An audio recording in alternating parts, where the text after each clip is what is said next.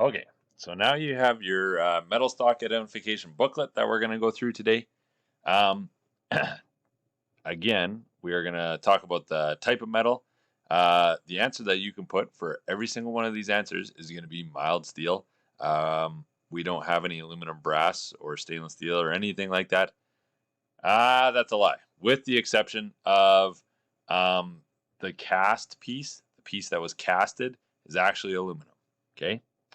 Then you're going to write down whether it's hollow, solid, or a sheet good. That should seem pretty self-explanatory. The stock shape, is it tube? Is it flat? Is it round? Is it hexagonal? Is it an L shape? What is it? Don't just write what it is. Don't just write C channel. Okay, write that it is a C shape. In my case, with the example that comes a little lower, I wrote that it's L shaped, even though it's actually angle iron. Okay. The grade. So this is the quality of the material. Again, we are going to be using low grade. We are going to be using mild steel. So for metal type, you could write mild steel. For grade, you could also write mild steel.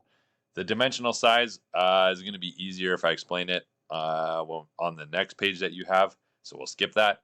The fact that we have pipe, tube, and hollow bar, we've kind of already talked about that. So we're going to skip over this. Okay. So what to do on the next few pages? You're going to fill out all these charts for each of the 14 unknown metal stock sitting out in the shop. Okay, the metal is labeled with blue tape or has blue writing on a green tape. It is on the right hand side of the table out in the shop. There's a board sticking out. Grab the metal off the right hand side of that. Okay, here's the example, and Miss Riemann should be holding the example up for you now. Okay, this is my teacher example. Okay, my observations. What can I see about it? I can see that it's a gray colored metal and it's in a unique shape. Overall, it's fairly light for what it is, and it's rigid. It's hard to bend. It doesn't really move. Okay, I'm gonna guess that the rigidity comes from the shape the metal has been formed in. All right. The metal type, it's a ferrous metal. It's probably mild steel. Okay. How do we tell if it's ferrous? You're supposed to answer that, but you didn't. That's okay. Fine. It is ferrous means that it's magnetic. Okay. Is it hollow, solid, or a sheet good? It's solid. Even though it's an L shape, it's a solid L shape. There's no hole in it, and it's definitely not a sheet good. Okay. The stock shape, it's an L shape. The grade, it's regular mild steel. It's low grade. Then the dimensions.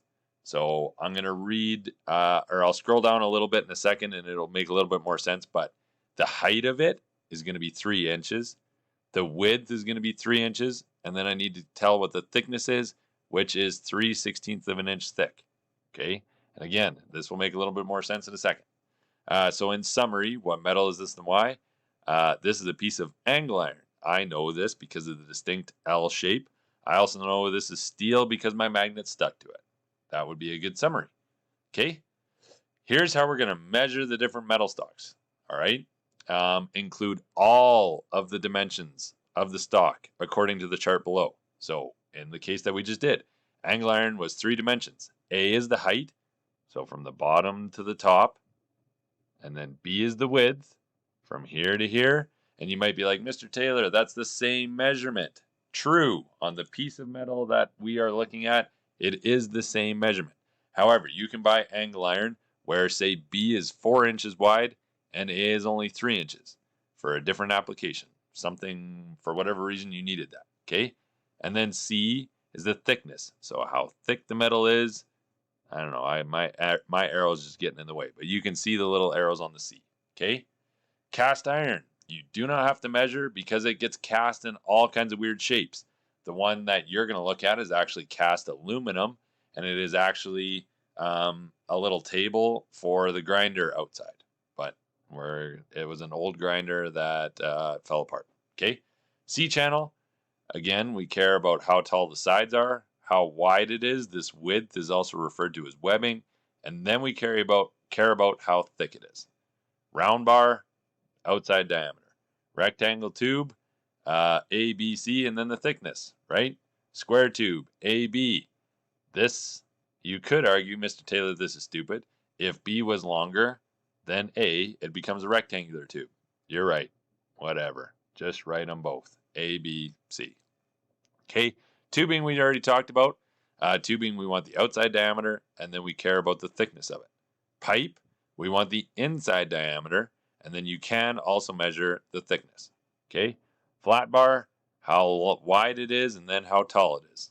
Tall you would also might refer to as thickness. So A could also be thickness. Plate steel is only going to be the thickness of it. The same is going to be known for sheet metal. Okay. Thread rod. I want you to ignore B. B is the distance between the threads. That's kind of advanced. Forget about it. All I care about is the outside diameter. Rebar. That's the one with all the little ribs on it. All I care about is the outside diameter. A beam. A beam is going to be the most difficult to record. It's going to have the most measurements. I need to know from the top to the bottom how tall it is. I need to know from side to side how wide it is. Then you can also get different thicknesses for this webbing, the middle part, as opposed to how thick the bottom and the top are. The bottom and the top would both be C, but the middle, D, could be thicker or thinner than the C. Okay? And then square bar, outside diameter. Piece of cake, go for it.